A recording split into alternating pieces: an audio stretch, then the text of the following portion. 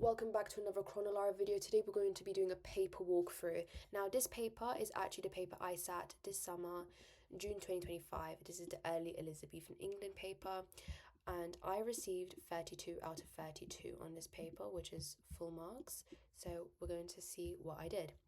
These are the one feature questions. Before they used to be two feature, now they're just two one feature questions. Now, describe one feature of early Elizabethan society. I can't say that word. So, I don't know if you can tell from my response, I actually didn't revise it that well, but I winged it and I got it. So, one feature of early Elizabethan society was that there was a clear difference between classes. For example, the monarch was at the top alongside yeomanry and gentry. At the bottom, there was vagabonds and the poor. Got the 2 marks. That's good to go. Describe one feature of exploration in the years 1558 to 88. I didn't revise this either because I'm sure it was the 16 marker last year and I was like, there's no way it's going to come up. Came up as a one feature question, but that's fine. I still got the 2 marks. Sorry for my horrible handwriting. I'll talk through it. One feature of exploration in the years 1558 to 88 was new technology and tools to improve it. For example, in 1569, the cartographer Gerardus Mercator created a Mercator map, which was more accurate. And this is 4 out of 4 for this section. Now, this is the 12 marker. The 12 marker was explain why relations between England and Spain became worse in the years 1569 to 88. Now, you can see that I took my highlighter and highlighted the time period so I wouldn't go either too early or too late, because in my mocks I found out that I would never write in the correct time period and I lost a lot of marks for that. So that was one of my main focuses, not doing the stupid mistake. You can also see a brief essay plan here. I don't know where my third paragraph went. However, I planned my first and second and you can see right here I got 12 out of 12 on this. So let's walk through this. Now this color is going to be my analysis and this is going to be my AO1 knowledge. One reason why relations between England and Spain became worse in the years 1569 to 80 was due to English involvement in the Netherlands and Spanish colonies. That's just linking to the main point and explanation of it. Okay. For example, Elizabeth signed the Treaty of Nonsuch on the 10th of August 1585. Now, with dates in history, you don't actually have to go that exact, but I just knew it, so I was like, let me put it in there. Okay, in 1585, with the Protestant Council of State in the Spanish Netherlands, which agreed to send £126,000 annually and sent Robert Dudley alongside 7,400 troops. Additionally, the knighting of Drake on the 4th of April 1576 on the Golden Hind insulted Philip, and that's the date. Drake was used to anger Philip. Including circumnavigation, where he stole the Cacafuego cargo worth £140,000 and Panama stealing 40,000. Additionally, Drake did the Cadiz raid on the 19th of April 1587, which led to the damage of 33 ships and 17,000 tons of provision were lost. This meant that Elizabeth's actions directly undermined Philip and his control of his own territories. She provoked him by purposely targeting important things which affected Spain a lot. This led to chaos for Spain, such as the Spanish fury due to being unpaid thanks to Elizabeth's actions. Elizabeth angered Spain, and he felt insulted by Elizabeth as she actively took part in destroying Spanish image with her aggressive foreign policy. Therefore, Elizabeth's involvement in the Netherlands angered Philip, leading to deterioration in Anglo-Spanish relations. So I've clearly explained why this ruins English-Spanish relations. Second paragraph. A more significant reason for a breakdown in the relations between England and Spain was due to the execution of Mary, Queen of Scots. Mary was Elizabeth's second cousin, who was deemed to be more legitimate for the English throne due to her direct relation to Margaret Tudor. Mary was the main figurehead for Catholic resistance. Her role in the Babington plot was exposed by Walsingham on the 17th of July 1586 in her gallows letters, where she wrote, "It shall be time to then set the 6 gentlemen to work." The 6 the gentleman chosen by Babington to assassinate Elizabeth. This directly led to her death warrant being signed on the 1st of February 1587. And then 7 days later, her execution on the 8th of February 1587, which she wore a red this is really, I didn't need to put this in, but I just wanted to show off, which she wrote a red petticoat to, and is symbolic of Catholic martyrdom. This meant that a Catholic monarch was now deposed of. This led to Philip being angered. Philip calls Mary's execution a blasphemy and a regicide, and used it as a casus belli. And this is a very famous term in Latin, which just means cause for war, leading to his Spanish Armada in 1588. Mary's execution deteriorated Anglo-Spanish relations, as Philip II now believed it was a must to get back at Elizabeth for such disgraceful acts towards Catholicism and God, because at the time they thought that monarchs were divinely chosen by God. Therefore, Mary's execution ruined relations between England and Spain, and as Philip II felt threatened and decided to use it as a reason to justify an attack on England. So you can see him directly linking back to relations between England and Spain and their deterioration. Now, after this bit, we're going to have to go on to the extra sheet of paper because I had to ask for an extra sheet because my handwriting is horrible. Okay, another reason why relations between England and Spain broke down was due to Philip's support in Catholic rebellions in England. So that's my third paragraph, which I forgot to plan. And religious rivalry. In 1559, when Elizabeth refused to marry Philip, she insulted Catholicism and turned down a Catholic unity, which angered Philip. He made it his duty to take down England's Protestant regime. Now let's go to the extra sheet of paper, which is down here. There we go.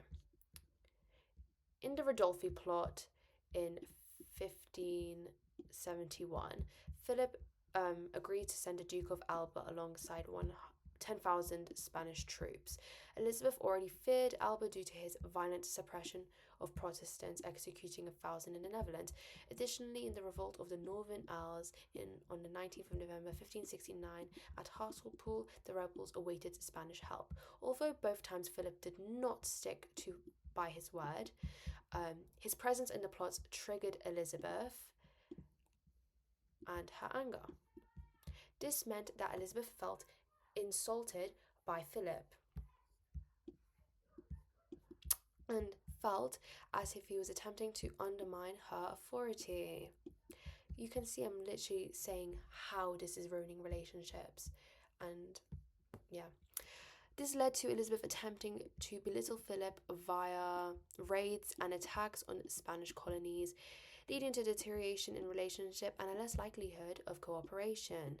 Therefore, Philip's role in Catholic rebellions angered Elizabeth, ultimately destroying relationships. So, going always back to that point of the relationships deteriorating. Now, onto the 16 marker. Okay, we had 2 16 markers this year. One of them being Elizabeth's religious settlement was successful, and the main reason for the increase in poverty in the years 1558 to 88 was the increasing population of England. Now, this is poverty. I was dreading poverty. I was praying that it wouldn't come up. Came up as a 16 marker, so I didn't even have to choose it. Lucky me. This question was literally so beautiful, so I chose it. Elizabeth's religious settlement was successful. Like I said, I like to plan my questions. I didn't have a time period, very, very lucky me, so I just got to write throughout her whole regime. Now, my disagree paragraph was going to be on plot, my agree paragraph was going to be on how people obeyed her, and my disagree was also going to be Puritans and Catholics within England. So we can go and talk about that. I also used the stimulus points because you can see here Catholic rebels is plot, and in the middle way, I will show you when I talked about that. So here is my mini introduction. I disagree with the statement Elizabeth's religious settlement was successful. Although in her 1559 settlement to religion, partially worked. Yeah, okay. My wording's horrible. Although her 1559 settlement to religion partially worked, there was less.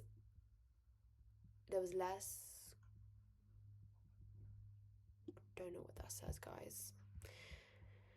Don't know. Compliance, less compliance to it, and more challenge against it. Guys, my handwriting's horrible. Please attempt to write nicely in your exams for your examiners. In agreement with this statement, let me get my highlighter out. Elizabeth's religious settlement was successful as many did follow it. Elizabeth created a middle way. See, I use the stimulus point directly. Or via media. I just wanted to show off because I did Italian GCSE that year. I knew what middle way was in Latin. Which would please both sides. In her act of supremacy passed on the 8th of May 1559. Guys, by the way, you do not need to know these specific dates. You just need to know basically that much.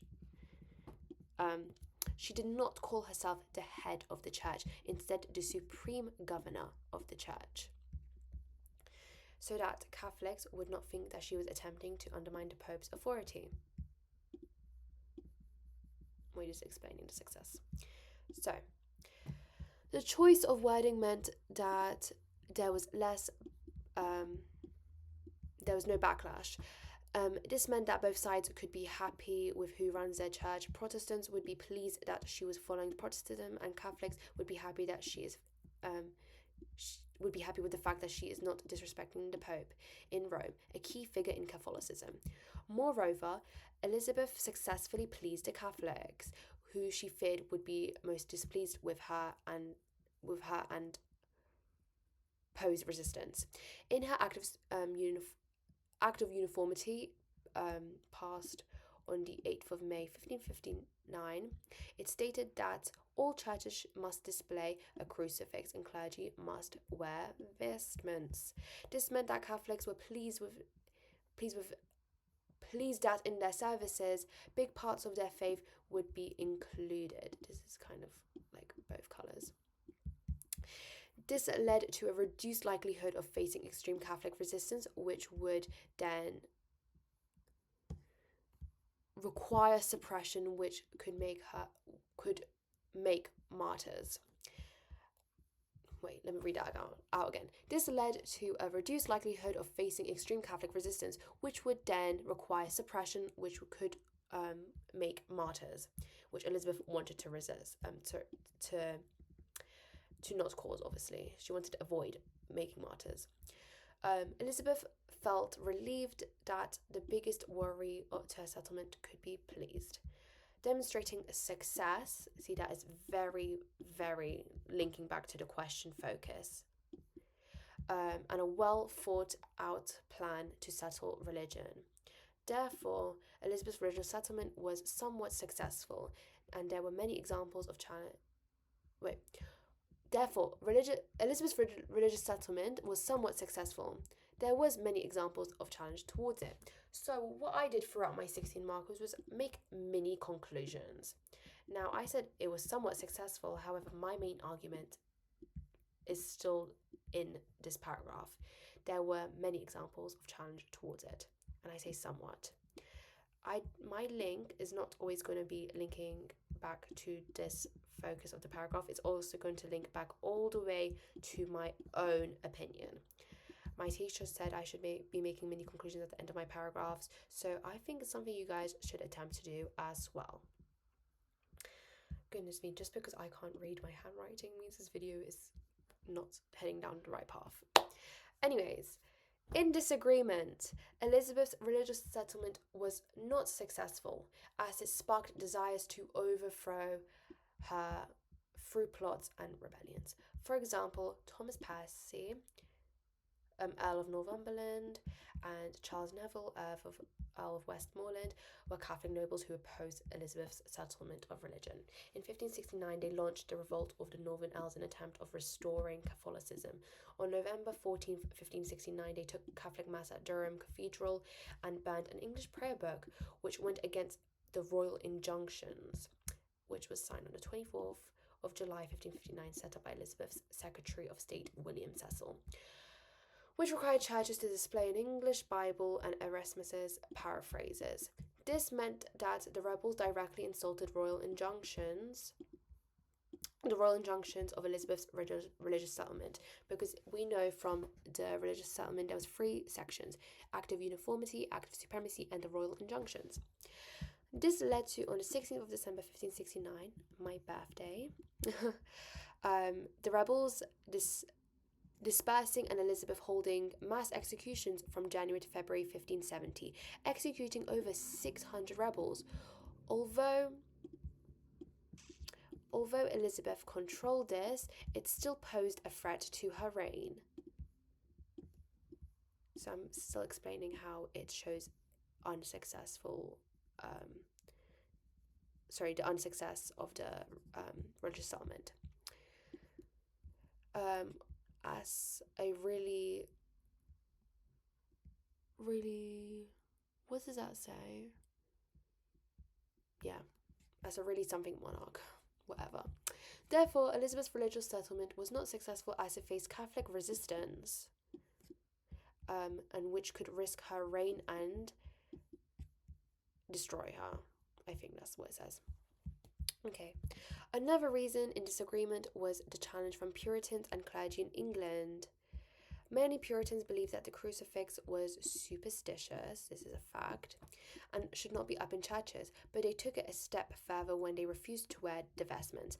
The Archbishop of Canterbury wrote in 1566 the Book of Advertisements to give further guidance, and held an event to educate on vestments. And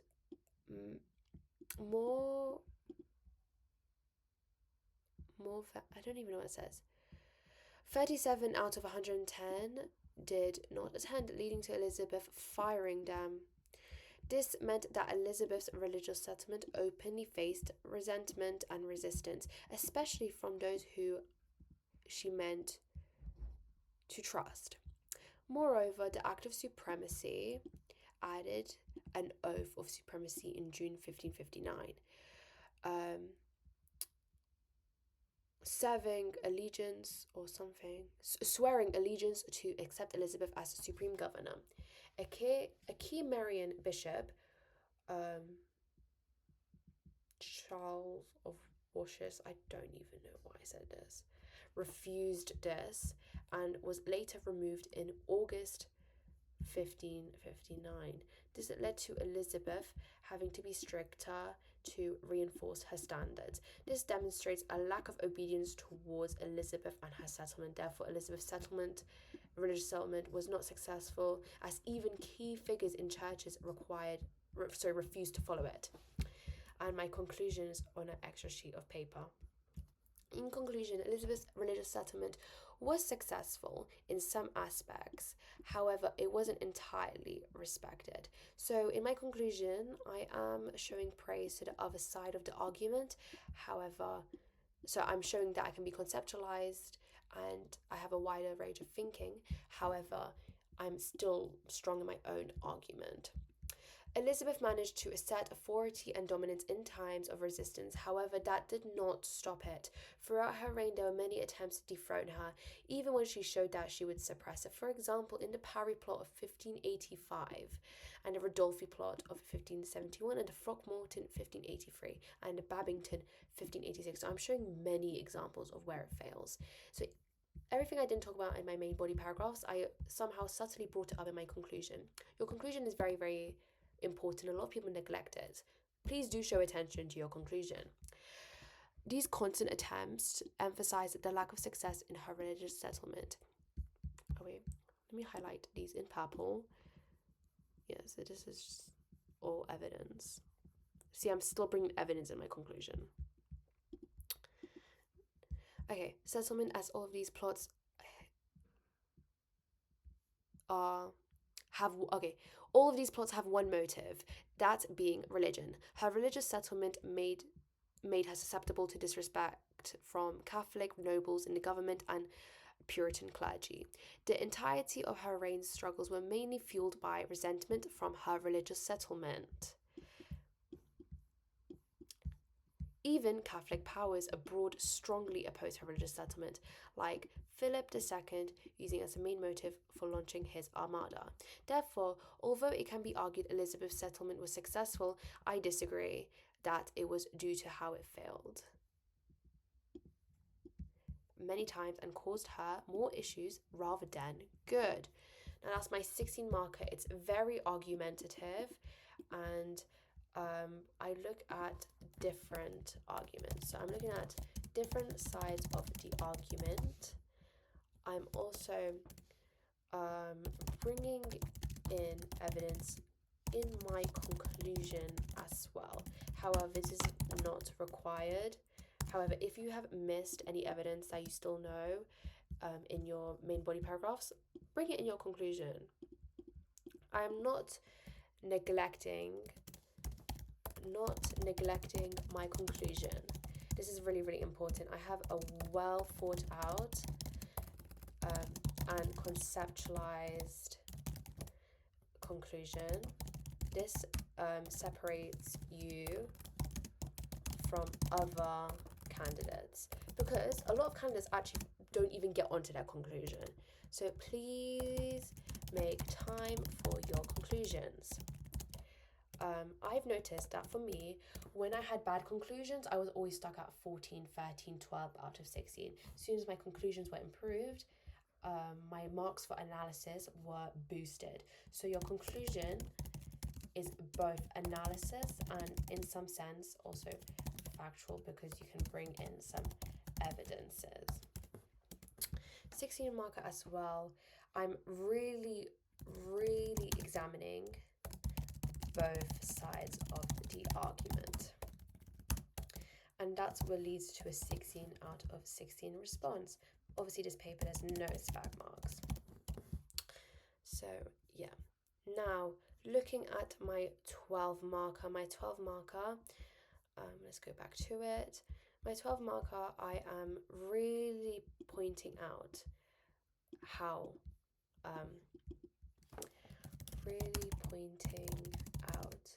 the main focus of the question. And in this scenario, it's relations between England and Spain. I always, throughout the 12 marker, link back to the main focus. It's very easy to become sidetracked and also forget to link back to it. So just always using the direct term relations between England and Spain keeps you on track. So I always talked about the words relations or relationships, which kept me on track. I used evidences.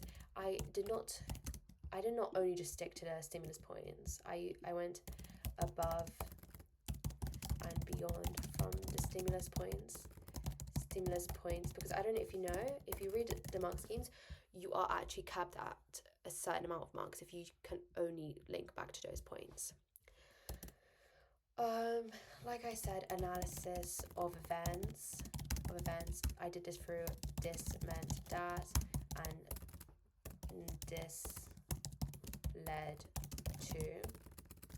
Even if it doesn't seem like I'm using a direct peel paragraph structure, I actually am. I might play around with that peel structure a bit, but using peel literally means that you are hitting all the boxes that you need to do. Link. So obviously your point is one reason why, your evidence is, for example, I'm showing all of it. Explain is this meant that, this led to, and your link is your therefore. Obviously you don't need to use it in that exact structure, but kind of see it as a checklist. You need these. It's like a cake. You have ingredients, but without one, it flops. Obviously, I'm only doing really good in these because I'm doing a lot of practice questions. I did a lot of 12 markers. With with your 12 markers, you also need to remember that you don't have 2 options for 12 markers. So you basically need to revise your whole paper just in case that you get a bad 12 marker. I was very lucky this year. Obviously, we had a very nice 12 marker. We don't know what 2026 is going to look like. So just be careful and revise all the paper. Do not make any bets. Do not bet on the 12 marker. Literally don't. Because I had some people in my year group do that, and they didn't really revise this that much and didn't really like the 12 marker. And this is very self-explanatory. Revise the facts. And keep it concise, but do not be too vague. Because then if I said this, for this one, if I only said, in 1569, the cartographer Gerardus Mercator created the Mercator map, I would probably only got 1 mark because I didn't really say why it was useful. Or if I only said the feature by itself, I wouldn't have gotten 2 marks. So just keep practicing these ones, these questions. These are easy marks. You need to bag them, not lose them. I remember in my paper, the mock before this, I got 30 out of 32 and I lost 2 marks literally by getting these only 1 mark rather than 2 marks. So that's my main overall message. Any questions can be said down below. Thank you so much. I will be going through the Germany, medicine, and Cold War papers in later videos. Thank you so much for watching. Bye guys, and I hoped this helped.